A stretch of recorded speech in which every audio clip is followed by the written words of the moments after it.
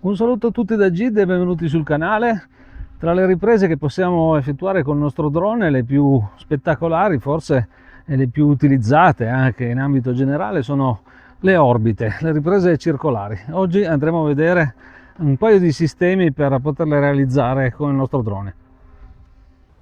Bene, ci troviamo quindi al di sopra del nostro obiettivo prescelto, cioè una cappella di montagna, e andiamo a metterla intanto al centro della nostra ripresa, la distanza che vogliamo più o meno mantenere, ovviamente anche l'altezza, e vediamo quindi il primo sistema, che consiste nello scegliere una modalità automatica, un quick shot cerchio. A questo punto ci viene richiesto di tracciare un riquadro intorno al soggetto e quindi lo stiamo facendo in questo momento. Ok, il soggetto è stato inquadrato e quindi non ci resta che avviare start dopo aver scelto anche la direzione, come potete vedere con le frecce gialle qui in basso.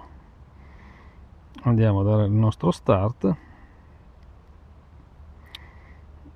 ed ecco che il nostro quick shot inizia.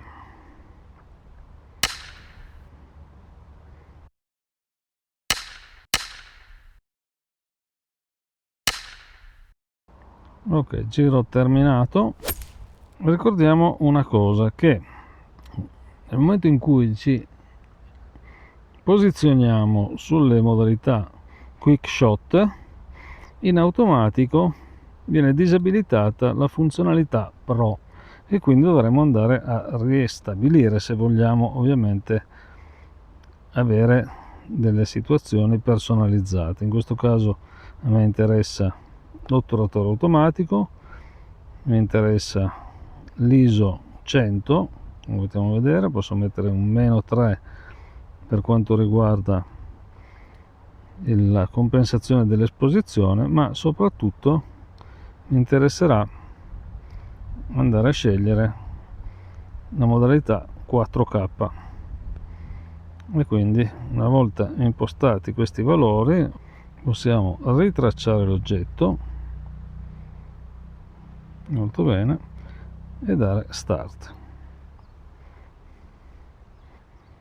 E il nostro quick shot avrà inizio con le caratteristiche di esposizione e di qualità video che abbiamo scelto con la modalità Pro.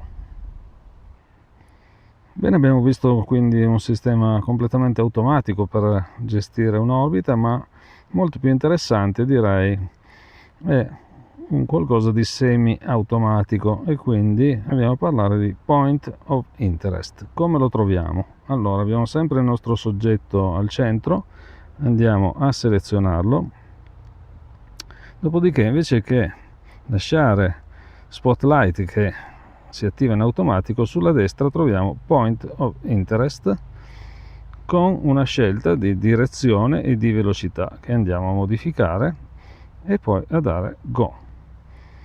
Ed ecco che la nostra orbita ha inizio.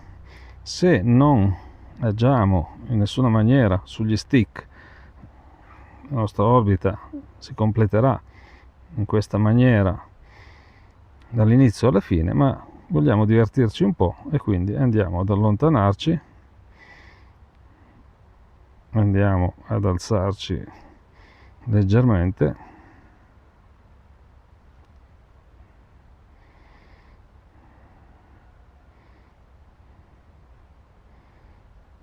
ancora più alto.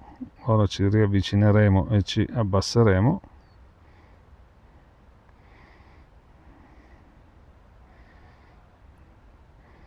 Sempre con un movimento molto fluido gestito dal drone. Noi dobbiamo solamente occuparci di mantenere distanza e altezza che vogliamo, in maniera da poter avere il nostro soggetto più visibile possibile.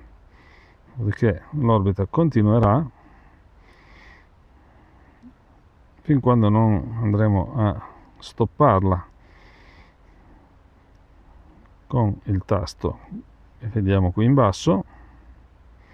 Dobbiamo andare un pochettino più veloce.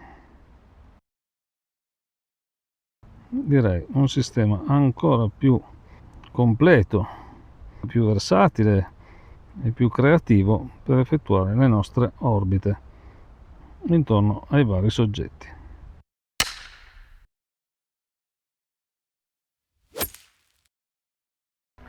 E quindi concludiamo qui anche l'esperienza odierna, sperando di avervi dato qualche utile consiglio, qualche suggerimento da poter sfruttare nelle vostre gite, nei vostri voli. Se questo contenuto, come gli altri che troverete sul canale, vi sono piaciuti, un like sarebbe veramente gradito, e se non vi siete ancora iscritti siete sempre in tempo a farlo. Un saluto da Gid e da Luca, alla prossima!